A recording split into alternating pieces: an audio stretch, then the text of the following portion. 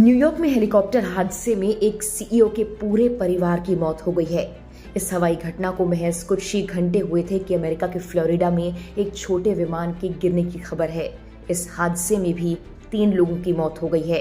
विमान के मलबे की तस्वीरें भी सामने आई है, जिससे ये अंदाजा लगाया जा सकता है कि यह हादसा कितना भयानक था।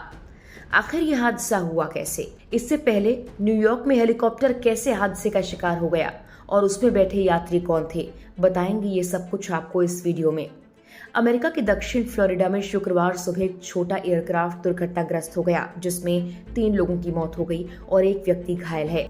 यह हादसा एक प्रमुख इंटरस्टेट हाईवे के पास हुआ। अधिकारियों ने बताया कि विमान के जमीन से टकराने पर एक कार से टकराकर रेल पटरी की ओर चली गई।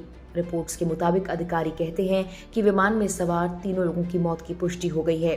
विमान के जमीन पर गिरते ही वो आग का गोला बन गया, जिससे पास में मौजूद एक कार में बैठा व्यक्ति भी घायल हो गया। उन्होंने बताया कि बोका रेटन हवाई अड्डे के पास कई सड़कें अब बंद कर दी गई हैं।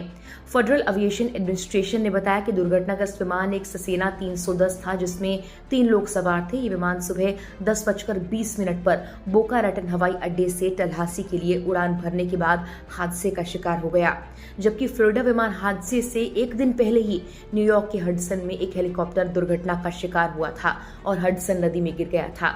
इसमें सवार सभी 6 लोगों की मौत हो गई थी। मृतकों में एक 8 साल का बच्चा भी शामिल था, जिसका अगले ही कुछ घंटों बाद जन्मदिन मनाया जाना था। बताया जा रहा है कि जर्मन सीमेंस की स्पेन इकाई के सीईओ अपने परिवार के साथ एक बच्चे का 9वां जन्मदिन मनाने के लिए छुट्टियों पर आए थे।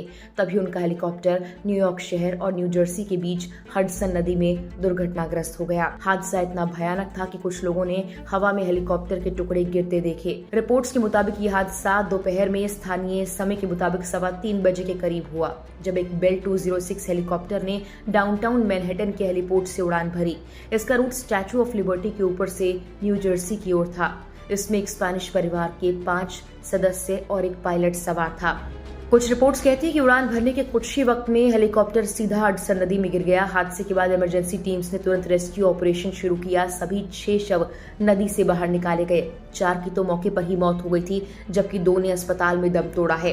पीड़ितों में 3 मासूम बच्चे भी शामिल थे। बता दें कि अमेरिका में पिछले कई महीनों में कई भीषण विमान हादसे हुए हैं। इनमें से ज्यादातर छोटे विमान या हेलीकॉप्टर हादसे हैं।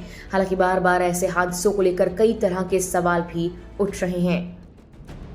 फिलहाल के लिए इस वीडियो में इतना ही।